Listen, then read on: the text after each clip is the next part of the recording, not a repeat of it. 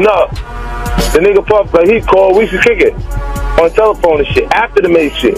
Right. And the nigga be like, matter of fact, they sent me the girl pictures of this girl, like, not the shit that y'all saw.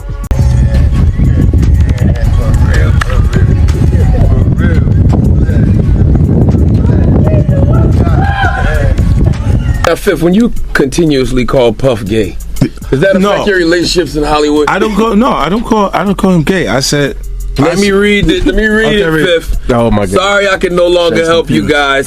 Soon you will all be gay and happy. You are all now left under leadership of Puffy Daddy. Report to the nearest rainbow. Dinner Thieves in theaters January. Oh, that's why he says things. He doesn't even know what he's saying is like fruity.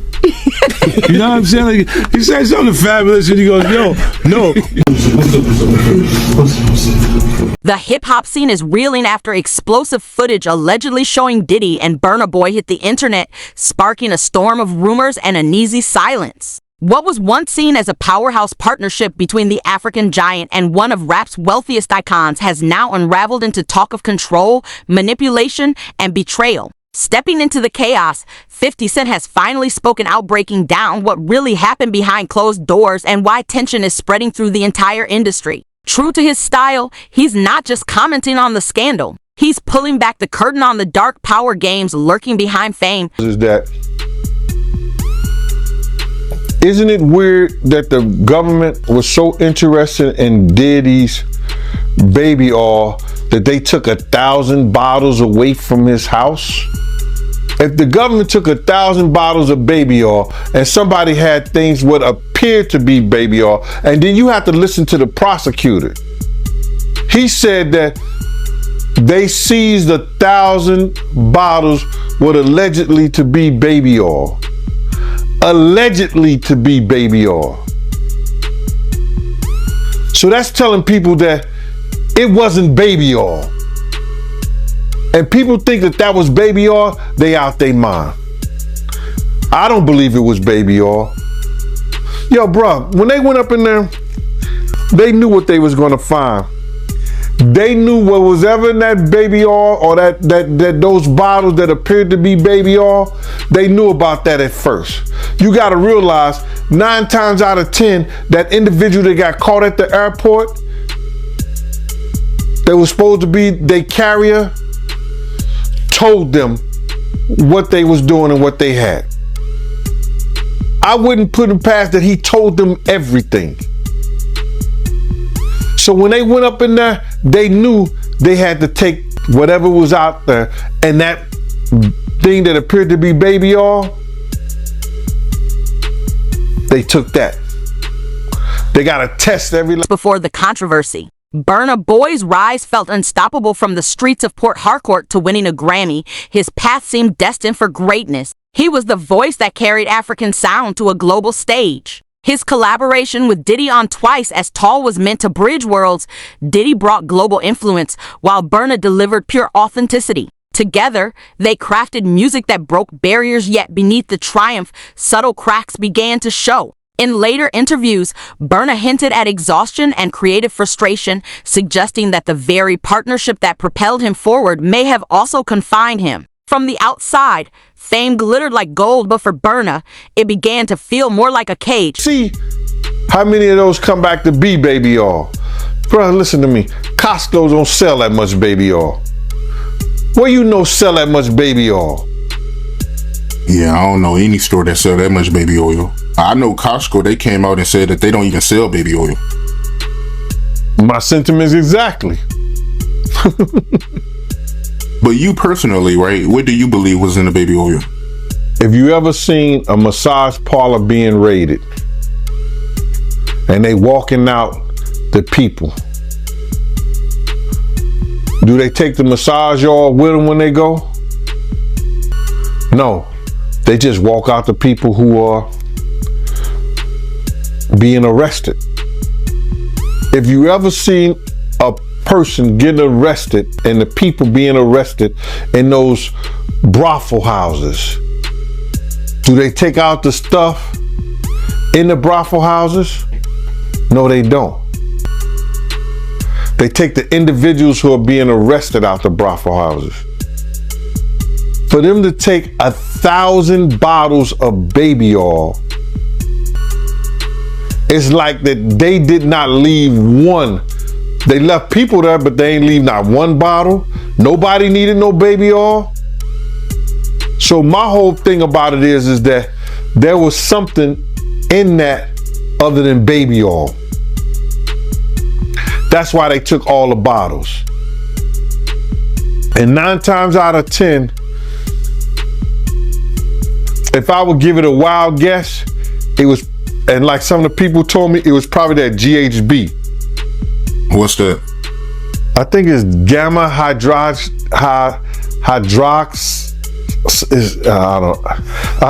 I looked it up, bro. Let me see if I can find it. I know this is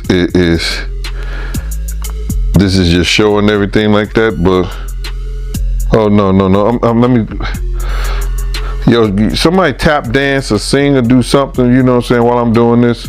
Oh, here it go right here.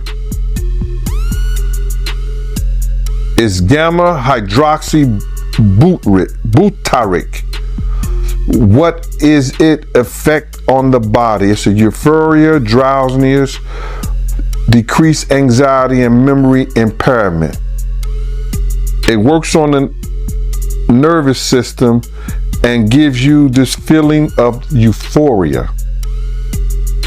So they take that and rubbed it on her, and you forget who you are, what you're doing. It can also give you memory loss, drowsiness, and that's under the DEA, the Drug Enforcement Administration.gov. When the alleged footage emerged, the conversation quickly shifted from music to manipulation. Burna Boy's cryptic posts about freedom and fake kings suddenly felt like coded warnings rather than poetic expression. Fans began reading between the lines, piecing together signs of a deeper struggle. Then came 50 Cent, never one to stay silent when chaos hits, dropping his explosive take. These dudes play God with people's careers. His words rippled through the hip-hop world, sparking renewed debate about power, exploitation, and control within the industry. Now, many are asking the hard question, can true artistic freedom really exist in a world ruled by contracts and cosigns? Not even gay men because you won't claim it. No, you want to sit around and pretend to like bitch. That's what y'all do. And then you get these hard Jocelyn. So I'm just like curious. these are the, you like half man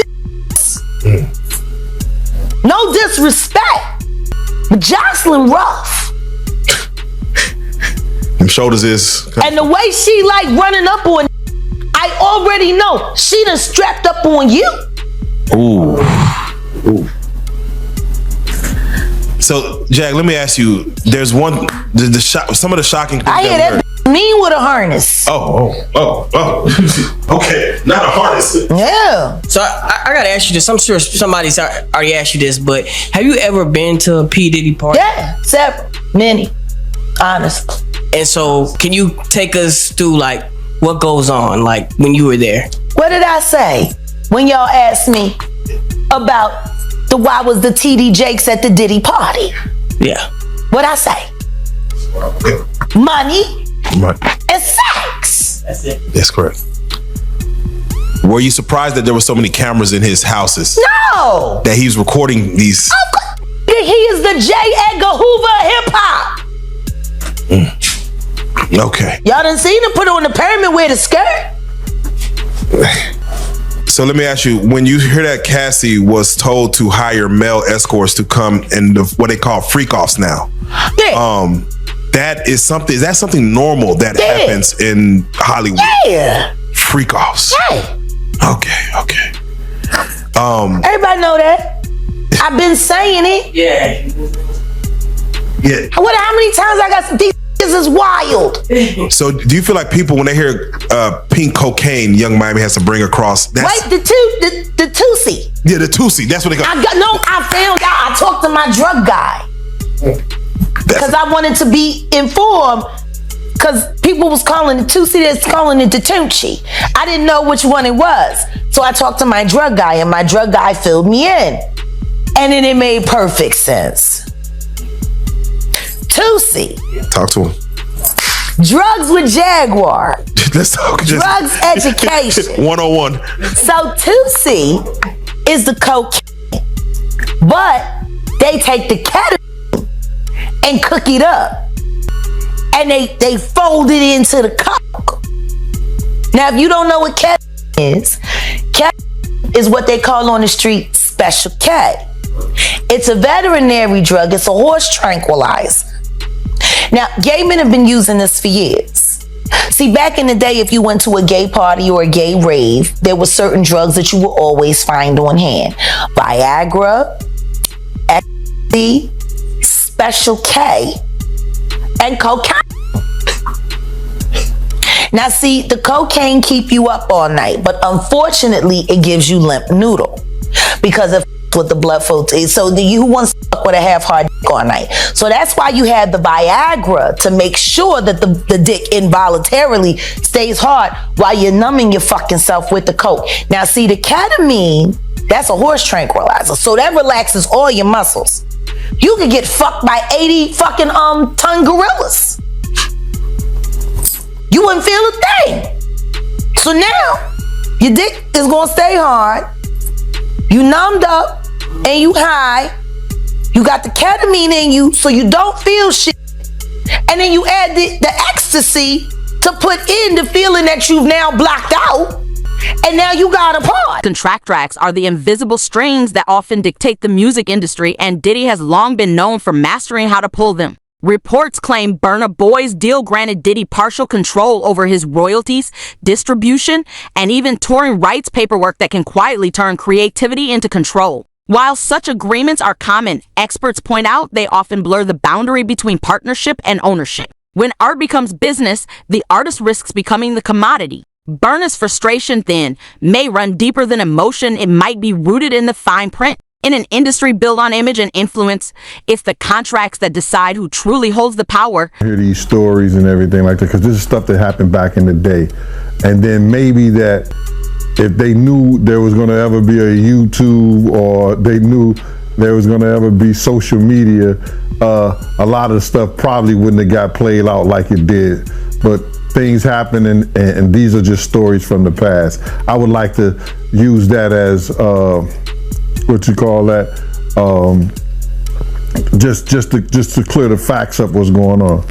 But it all started, we was in Atlanta, and this story starts when I'm with Puff, and he's in exotic bookstores, and he's doing shopping, right? He's shopping, getting his stuff and everything like that. So, you know, this is the first time I was ever in an exotic bookstore with Puff. So, you know, I'm giving him his space. He's taking things off the shelves and stuff like that, because they gave him a brown paper bag. When they gave him a brown paper bag, he was just putting stuff in there. So I said, damn, you know, he got to go put it on the counter and, you know, show everybody what he's getting.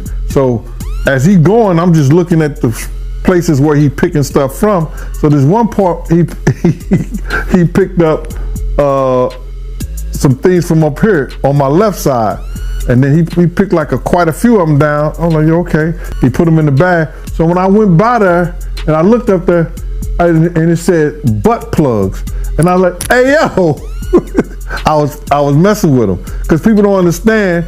You know, we was like friends. He was a part of the same gang, so I'm still gonna tease him. I'm still gonna mess with him and everything like that. I could do that. It wasn't just no security thing. So I say, yo, what are you getting this for? And it said butt plugs, and he was like, yo, can I do my shopping by myself? I said, yeah, you could do it by yourself, brother. And he started walking and everything like that. So when he got I just waited at the counter. So when he got to the counter, he didn't even have to show the guy nothing. He just gave the guy a wad of money. I mean, like, he gave the guy a stack, something like this. And Puff wasn't the dude that carried no 20s and no 50s and nothing like that. And I mean, like, he just said, boom. And we walked out the store. So we had to leave Atlanta and go to North Carolina for a show. You understand? And it was him, this rapper, Sarah, and this other girl. We all got on a G5 jet, and we flew to G4 jet, and we flew to North Carolina. So later on that, I think that afternoon, same day, this rapper and him, they all in the room together. You know, it's Sarah, the girl, Puff, and this dude, this rapper. She is the controversy grew. Fans split into opposing camps. Some accuse Diddy of exploiting another rising star, while others claim Burna Boy was betraying the hand that helped build him. Then 50 Cent fanned the flames with a sharp reminder. That's why I own my masters. Nobody's ever going to play me. His words cut deeper than gossip. They sounded like a warning. The fallout revealed just how thin the line is between mentorship and manipulation, admiration and rebellion. In hip-hop, every partnership is a power play, and when egos clash, even $1 million alliances can collapse overnight. The door and stuff like that, like, yeah, so then next thing you know, somebody rang the doorbell. We had the presidential suite where we was at. So I opened the door, and the dude said, yo, I'm here for my cousin. I said, who your cousin? And he said, Ja Rule. I said, well, he busy right now. He said, he busy doing what? I said, he with Puff. They're in the room, they busy, they don't want to be bothered. He said, well, I'm going in there. I said, bruh, you ain't going in there, because he told me they don't want nobody to be bothering them. And he was like, yo, I don't care, man. I'm going in there. That bull like that. I said, yo, bruh, Jesus Christ had to come down here and take the air out of my body before you get in that room right there. Watch. He tried to bum rush me. I grabbed his and threw him against the piano. When I threw him into the piano, Puff and Ja Rule runs out the room. Puff got his towel, Ja grabbing his towel, but they butt the naked. And so then Ja was like, yo, what's going on? Yo, Gene, that's my cousin. He know me well, you know, and Puff was like, yo, Gene, what happened? I said, he tried to get in the room. I told him he couldn't get in the room. And he was like, Puff looked at Ja. He said, yo, Ja said, you ain't want to go in that room because there's a lot of freaking going on. So I was like, oh, he said it was a lot of freaking going on. So that was basically that story, man. You know what I'm saying? They went back in the room. Dude felt a certain kind of way, and he left out. So I seen them at the concert the next day, and they tried to, you know, form up against me. But my man Frank was like, I told my man Frank, I was like, yo, Frank, put yourself in that position. Somebody trying to get in the room, and Ja told you don't let nobody get in the room. What would you do? Now, y'all can do whatever y'all want to do, man, but you know I ain't taking no losses. He said, yo, you good, and that was it. Bro, when Ja said, you don't want to come up in there, a lot of freaky stuff is going on. You got to use your mind. What they was doing with those butt plugs. Right. Leaked footage sparks questions far beyond contracts. It calls for accountability. How responsible are powerful figures like Diddy when shaping the careers of rising artists? And when does mentorship slip into manipulation? Burna Boy's journey highlights fame's harsh paradox. The higher you rise, the more of yourself the industry demands in return. He should have enough money to He check. put the boots to that girl. She's supposed to be a good bitch. No matter who she with. All the time he putting a groom in her. Of course he thought it was still gonna work. He thinks he's God. He ain't doing shit. I raped the f*** out of that bitch, put the boots to her last time I seen her. Her and her trainer, boyfriend, husband. I don't get no So you hear about stories of Diddy like shooting people, blowing up cars. Yeah. Is he this gangster that behind the scenes that is that him or is that people Shout around? out to Wendy Williams, the first woman to uncover the homo thugs. That's what these down low was called when Wendy first started talking about it in the 90s, the homo thug. She talking about Diddy. And then what's the stuff that's happening with Wendy Williams? Do you think this is all connection too? Of course. They've been waiting. He's been waiting. He was waiting for Kim. Remember? He was waiting. The casket was ready. She was literally casket ready. Some people are saying the whole Wendy Williams documentary that she's pretty much allegedly playing this way to keep herself safe from him, from any unaliving. It's been working for Orlando Brown. Why wouldn't it work for Wendy? To play crazy. Why wouldn't it work? Hey, no. Hey. The oosh gosh whoosh wash. Orlando's brilliant. Right. Yeah. Y'all spent time with him. We did. Yeah. He's highly intelligent. Yes. Imagine what it's been like to wear this character for this long. No. I can only... That he does is a character. Actually, the shit he does online is the best acting he does. Is he speaking truth? Of course he is. You know?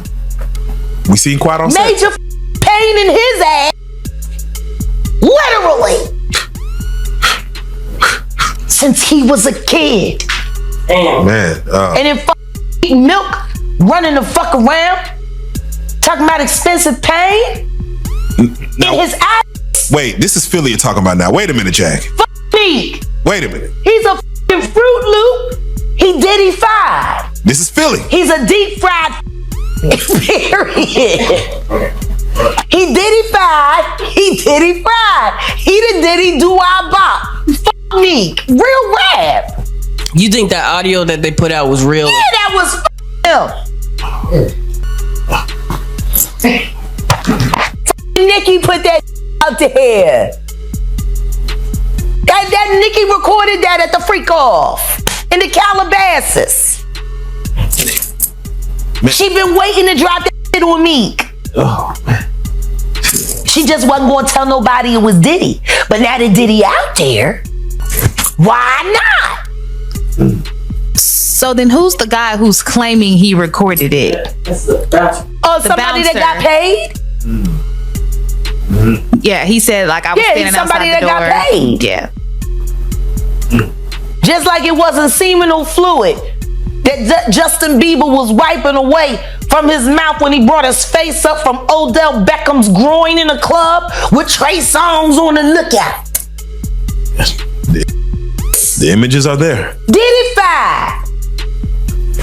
Is the situation unraveled and the shine of fame dimmed? It turned into a cautionary tale, a reminder that success without freedom is just another kind of servitude. The clash between power and creativity has always existed in music, but rarely does it surface this openly or reveal the industry's hidden truth so clearly. Next voice being the headlines and rumors. The Burna Diddy saga reveals a brutal truth about the music world. Control is the real currency of power. Burna Boy... The money. They saw what he did to Cassie. With the kicking, the punching. They saw what they did to Cassie. They know did nobody in America like that. So now, these people are represented by a brand. Whether it's something about the music, clothing, movies. They're not gonna come out and speak on nothing that has anything to do with them. And they praying that they not on the tape. Doing crazy stuff, being oiled up in the whole 9 yards. They praying. So until the feds say, hey, yo, listen here. We got you on, hey, buddy, we got you on this tape. And girl looked like she was pretty young. We're not gonna show it, but we need you to come and testify against Brother Love, P. Diddy, Puff Daddy, you know, Sean Combs. that's when they're going to start talking. And they're not going to be talking in his favor. When the feds come to them and show them what they got on tape, because if he had 250 tapes all over, 250 cameras all over the house, somebody got caught stealing a cookie out the cookie jar. It could be your favorite pastor. It could be your favorite politician. But they didn't think they was being watched. And Brother Love was watching. Yeah, I mean, TD Jakes, he haven't even came out and said anything. And him and Diddy was real cool. Amen. Amen. Yeah, man. And I know the people in the congregation over there is shaking in their boots because this man then led them probably, allegedly led them to damnation, because those people's hearts are going to be broken if that man is seen on those tapes doing anything. Because people always put their faith in the pastor instead of putting their faith in God. And what they need to do is understand that he's just a man. And he has a history. It's not looking too good for him. So you feel like celebs are worried that they might be on tape? Oh, they know. That's why they ain't speaking up or saying nothing. Yeah, I was at a Diddy party, but I know I ain't do nothing. When you don't know somebody's taping you, when you don't know that somebody is videoing you in some kind of form or fashion, you got that alcohol, you got the drugs in you, they're a little loose, bruh. They let down all their inhibitions. The music is pumping. He said it himself. He got it so hot in there that you got to take your clothes off. He said that himself, bruh. So a lot of them, like what he said? I think a lot of them was being swallowed. Have you ever been swallowed? They tell off on themselves all the time, man. You just gotta listen. But why do you think Diddy had all them hidden cameras? Bro, when you that powerful, you didn't get that powerful without having 1 or 2 or maybe 3 ups on somebody. Diddy always been the type of individual that want to have ups on the next person no matter what they was doing. Like, he always played artists against each other. He did it to Big, he did it to Craig Mack. You understand? I said before, he did the stuff to Ja Rule. You know what I'm saying? So how the ups on Ja Rule so he could go after Jay-Z.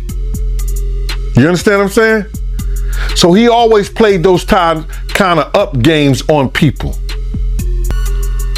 So to have those cameras and know what he was doing is going to give him the ups on everybody who came to that party. Even your favorite basketball player. Ain't no party like a Diddy party. His defiance may mark a shift, inspiring a new generation of artists to reclaim ownership of their sound, image, and story. 50 Cent's words hit hard. The game doesn't change, only the players do. It's both a warning and a reality check. As lawyers circle and narratives twist, the leaked footage feels less like a scandal and more like a symptom of an industry obsessed with control. The real question isn't who exposed it, it's who benefits from silencing artists when they finally speak up.